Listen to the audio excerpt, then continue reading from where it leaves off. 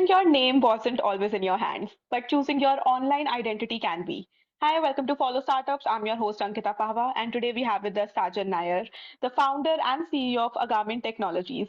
Agaamin is a smart name registry built on Handshake, offering unique online identities. Don't worry, we will demystify it all.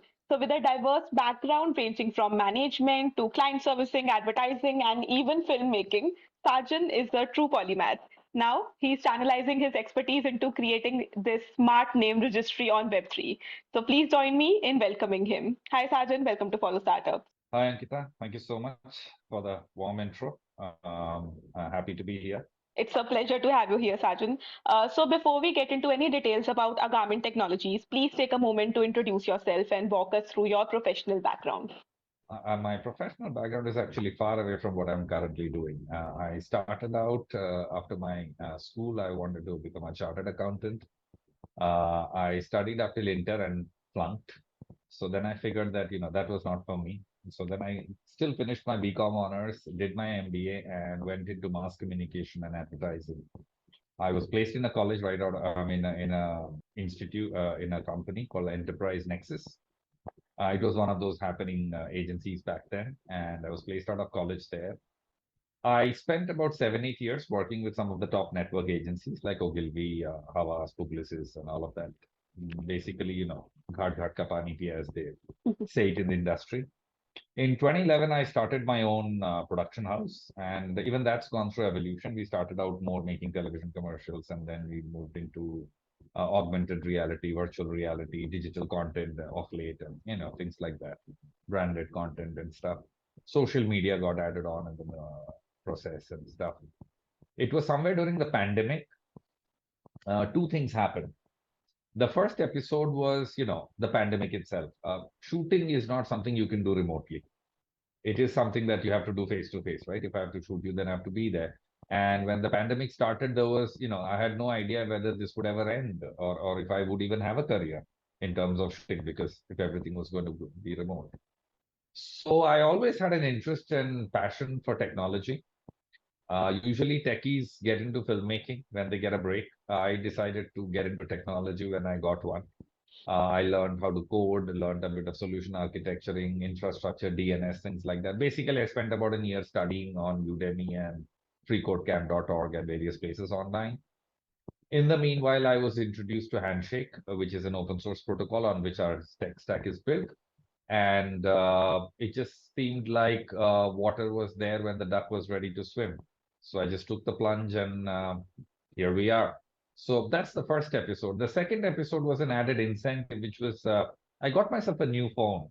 And as someone who's always been a big believer in open source and stuff, I naturally got myself an Android phone. And when I was booting it up for the first time, I thought, can I use this without giving my Gmail ID? And it took me all of 10 seconds to realize that, you won't really have a smart phone if I don't use my Gmail ID, just a feature-rich phone, because you can't access the Play Store. I also realized it's the same case with Apple users. If you don't have an Apple ID, no App Store. And suddenly it dawned upon me something that was always there in front of me, that your ability to have a smartphone, one of the most fundamental requirements of the human race today, depends on identities given to you by just two companies. Maybe China is an exception, but most of the world, if you don't have a Gmail or an Apple ID, you don't have a smartphone. It's just that simple. Yeah. It's always there, but you never truly think about it and the implications of it. That it's just two companies. That's it. If they decide that we are not giving you an ID, means you won't have a smartphone. That's it for you. You're basically booted out of everything in the information space. Before we dive into the specifics of Agaamin as a business, I think it's essential to grasp the broader vision that's driving your efforts. So I would love for you to start with telling our audience what exactly is Bhartiya Internet and why it holds such a paramount importance in today's digital landscape. Even Bharatiya Internet, as big as that scope looks at, it's actually still a smaller scope as to the larger picture what we are doing here. But there are 2.5 billion people, out of which about a billion comes from India, South Asia, the Middle East, Far East. They belong to non-English speaking culture. So we are building a vernacular internet for all 2.5 billion people on the internet. You may say, what is the need for vernacular internet? Because there is vernacular content. But if you look at the infrastructure of the internet, domain names are English. Yes, vernacular domain names are possible in India. Those extensions exist, but there is no ecosystem around it, so they don't work. So domain names are English, email IDs are English, user IDs are English, passwords are English, digital identities are English. Then comes vernacular content. Now, to us, it seems intuitive, but to the average person who does not understand English, they are basically managing. They're just managing on the internet. Jitna ho sakta hai, they use it, Yeah. but they do not truly use the fullest potential of it the way we are able to. Yeah. We can pretty much get anything done on the internet. I mean, literally anything, right? That's not how it is for them. For them, getting on the internet beyond, say, sending a recorded voice message on WhatsApp, because typing can be a bit of a hassle, and watching YouTube videos, they're not really doing a lot, which they should be and they could be if the infrastructure was in vernacular. So we are going to do it for 2.5 billion people, but as a startup, you have to start somewhere. So being in India, I'm looking at Bharat because that's a huge market. Each state is like a country in terms of population. For instance, Kerala has 35 million people who speak Malayalam. The population of Saudi Arabia is 35 million. Of course. That's Yeah. pretty much, and Kerala is the smaller state. So look at the bigger ones and the chunks. So each of them can be a country by itself. And a ecosystem from domain names to digital identities to smart, your financial address to all kinds of services. Think of it as a Chinese internet where all kinds of vernacular services, goods, and services are available on the internet, a full ecosystem, and you don't really have to know English to operate in that ecosystem. Hmm. So Okay. that's what we are building, and we are going to start using with a thing called a smart name. A Yeah. smart So, name is going to be the seed that is eventually going to become this plant so or what this tree. exactly is a smart name? Can you just walk me through that? So to make it very simple, if you can just look up on the Google or anywhere on the internet, just look up Sajan.bh3. That is SAJAN.bh for Bharat and numerical 3. Now, if you do that on the internet, on Google or anywhere, you will find that it just leads to all my links, my Twitter, my LinkedIn, all my other social handles, everything comes up. Now, this is just a very simplistic demo, but the idea is to give you how one name can represent me on the internet. So here's Sergeant.bh3. BH3 is a TLD, much like a .com or a .org or a .in, like a domain extension. So here BH3 stands for Bharat 3.0 and Sergeant.bh3. So Sergeant.bh3, if you have a Web3 compatible browser, can be a domain name. It can support email IDs like say hi, hello at the rate sergeant.bh3. Sergeant.bh3 will be my UPI ID. Sergeant.bh3 will be my Bitcoin address. Sergeant.bh3 will be my avatar in the metaverse. Sergeant.bh3 as a single sign on to dApps, the way we use Facebook or Google to sign in. So basically, it becomes one unified name for myself. And in the long run, our vision is that we should be able to create a mobile operating system where you can use these names as a sign-in. We have not really reached out to Madras IIT, but we did read that they came out with BharOS, and we find that very interesting. Maybe we will look up to collaborate with them. So that's what a smart name is. So that smart name can do everything that happens on the internet. It can be a website address, it can be an email address, it can be a sign into things, it can be a financial address, and data. Now imagine 5 million or 2.5 billion people with these names of their own that can either be used for business or personal purposes, and it Hmm. can do all of it. Now, mine is in English because I'm in a city, I have friends from all over. I need to communicate with a wide range of people. But what if you were someone from Uttar Pradesh and you have a smaller circle and you are more familiar and comfortable with Devnagari? There can be Sajan.bha, Bha for Bharat. So we have a Devnagari extension like a .com. So we have a .bha for Bharat in Devnagari. Hmm. Tamil, Telugu, Kannada, each every language we have a .bha, and individuals can then get smart names on that, and they can then simply use it in their own vernacular language if they don't want to have if the reach is small and they prefer to type in that language and that's their ecosystem, it works for them. It could be Arabic, Chinese, Japanese, whatever. So the Yeah. idea is you don't have to really interact with that English ecosystem as a whole. An entire series of things can happen simply with whatever language you are comfortable with. That's amazing to build a free internet with multilingual smart names, as in identity mirror. I mean, the concept itself, it's so new, it's so fresh. Yes. So, Sajan, if I were to ask you to define your target market at this point, could you sum it up for me in just two lines? Okay, so while I was talking about the big story, we have a smaller story. And the smaller story in two lines is we are going to top 150 colleges and building smart ecosystems for their students and alumni.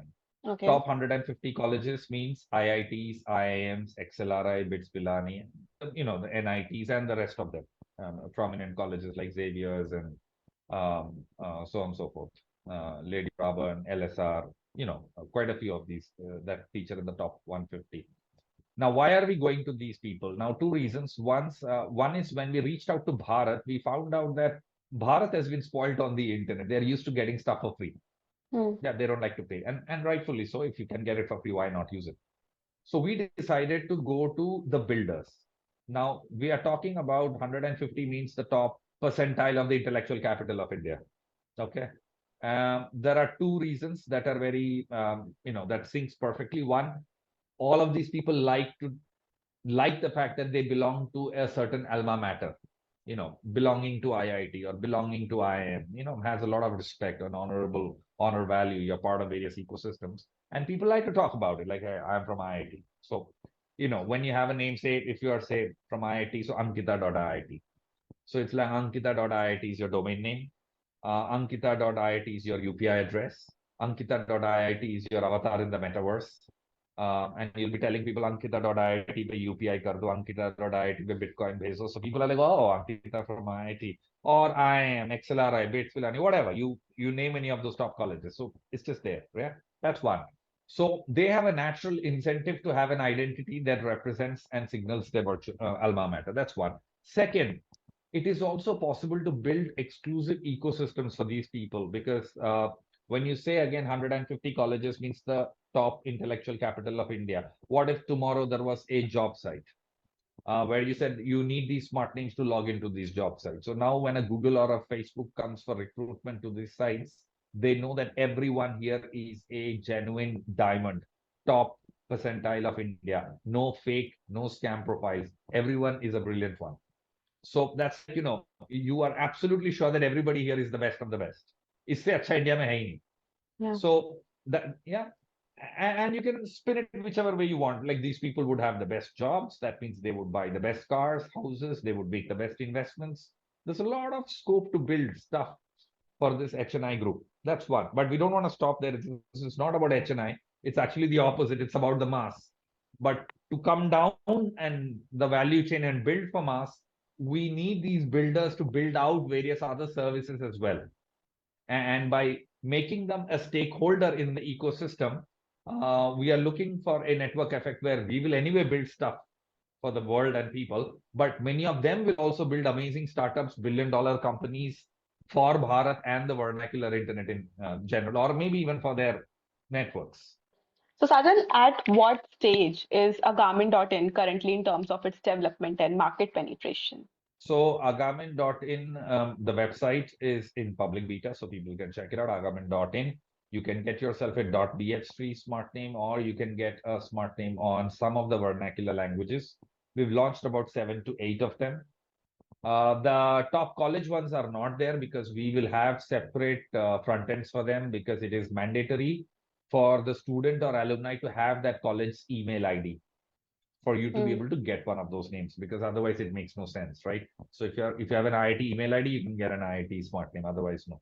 It's only exclusive for those people. So we have separate front ends for them. They will not be on this Agaamin.in. We have about 3,000 extensions, which we will slowly launch. So apart from the ones that are there, we have .bha in all the names. We also have all the surnames in their own respective languages.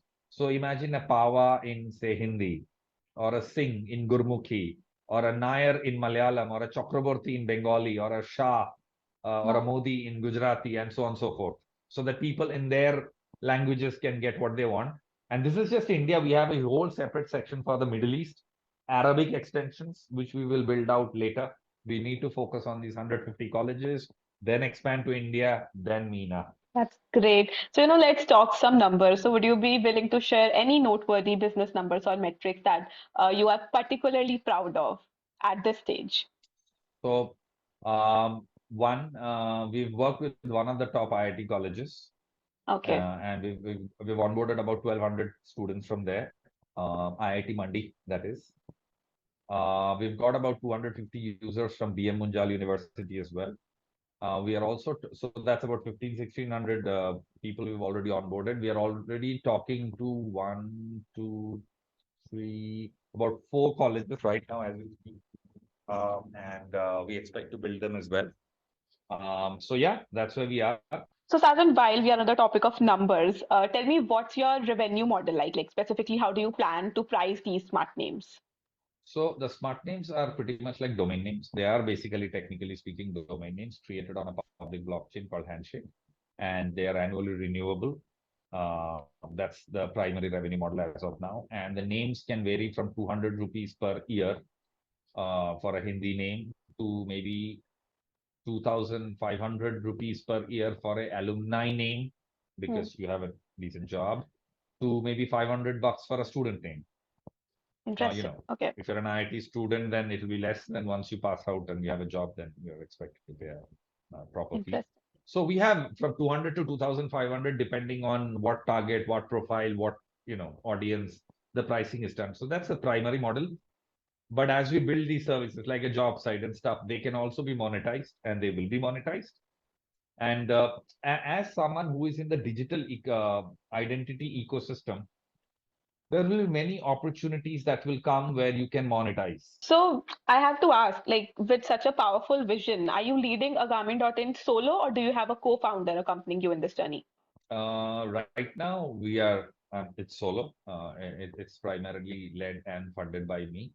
I am definitely open to co-founders in the technical space.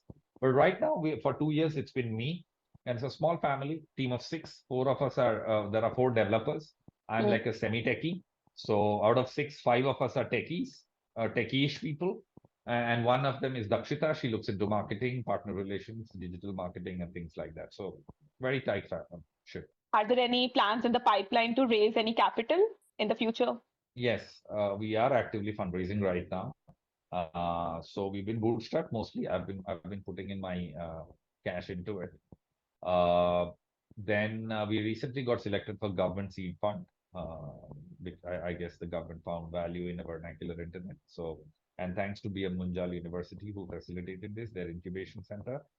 And now we are actively reaching out investors to raise capital, institutional capital. Amazing.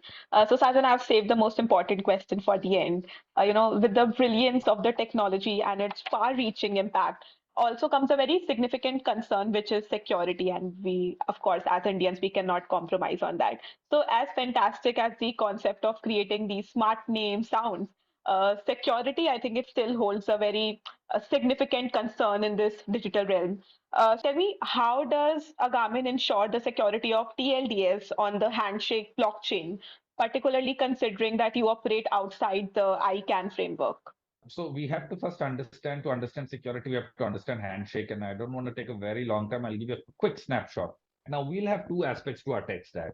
We will have smart names that are based on blockchain technology. So here users will manage them themselves and they are responsible for its security. Our job is to ensure that the blockchain is, the layer is managed correctly. But as far as the individual name is concerned, you are responsible. The user is. We don't get into it. That's how we ensure it by not having it at our end. But we will have some centralized names.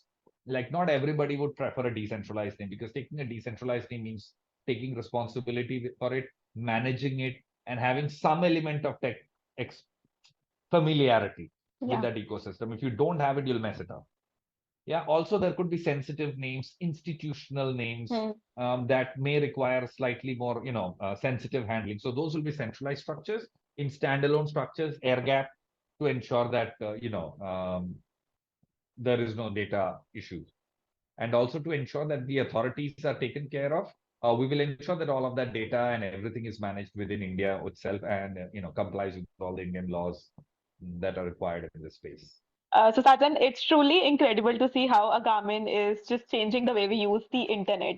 So now that we have plans to promote this discussion, this video to large enterprises, potential investors, tech giants, and a broader startup ecosystem, is there anything specific that you would like to mention that could help you find any external assistance that you are looking for? Like consider this your call for support. So we are building something really big. and we are building something that will truly change the direction of over one third of the human race. Yeah. An opportunity like that comes once in a lifetime. And most people would and should consider themselves extremely lucky if they get that opportunity, which I do.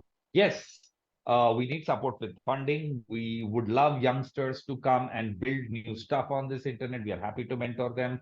We are reaching out to all the top 150 colleges and saying, guys, let's build something, get on the smart name thing. We can figure out, what kind of resources need to be spent. You want the names for yourself just like that so that you can build on it. We can figure out all of that. But those are the micro things.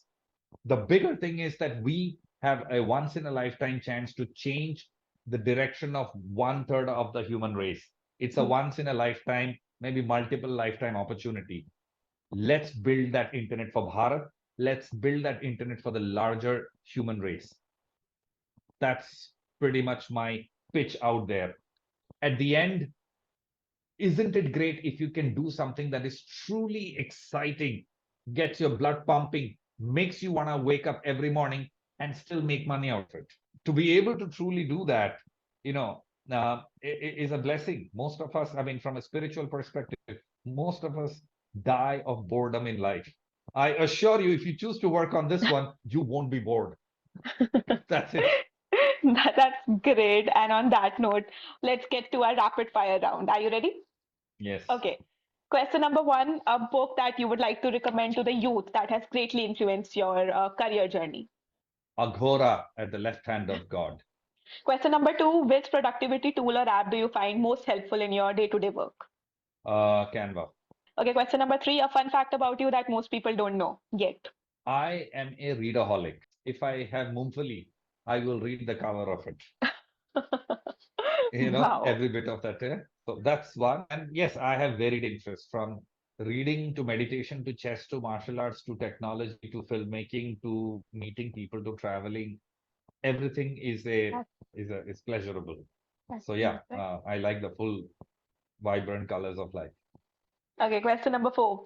There's a saying that don't tell me who you are, just tell me what brands you use. So describe yourself using the names of just three brands. My favorite watch is HMT Janta. Used to be very popular, maybe, before you were born.